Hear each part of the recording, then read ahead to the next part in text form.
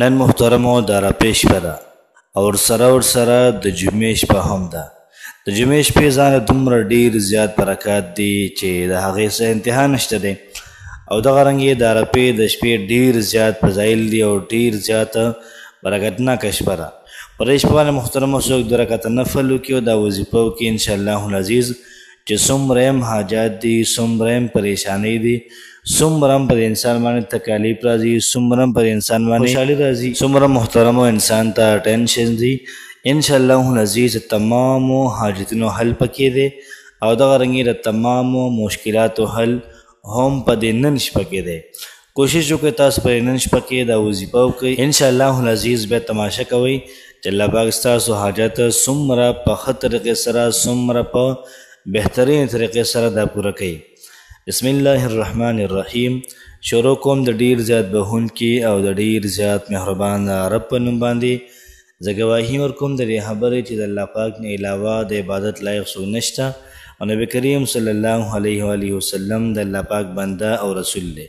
نن چې محترمو زموږ کومه وظیفه ده دا د عرفې د شپې حوالې سره ده.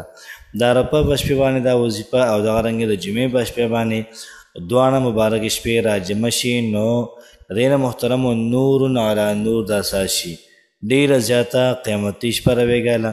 کوشش وکړئ محترمو راپاڅئ، الله پاک ته وجاړئ، خپلې مسلې په الله پاک باندې حل کړئ، دغه رنګې خپل مشکلات په الله پاک باندې حل کړئ.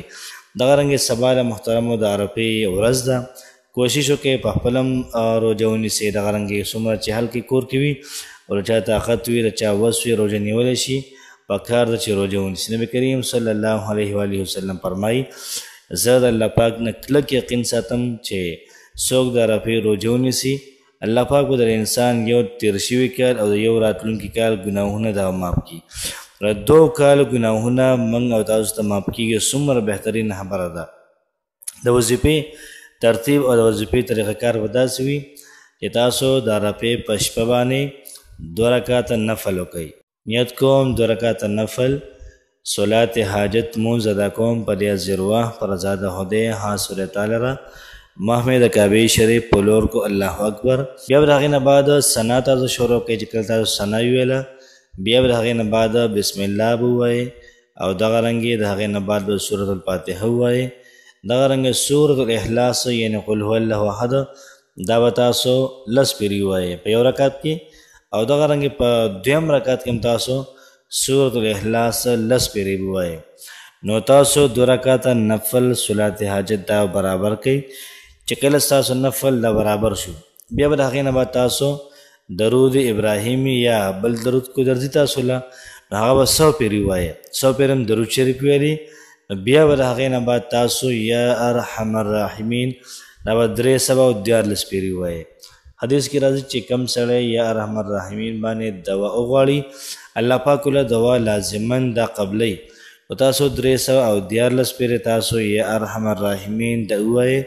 یا ارحم الراحمین یا ارحم الراحمین دا ووایئ او ښه په سر باندې ووایئ. مطلب دا نه چې منډې پکې ونه وهئ.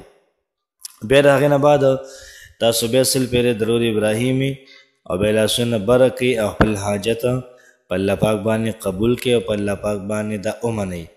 داسې دعا وکړئ چې الله پاک ستاسو تمام حاجتونه دا پوره کړي.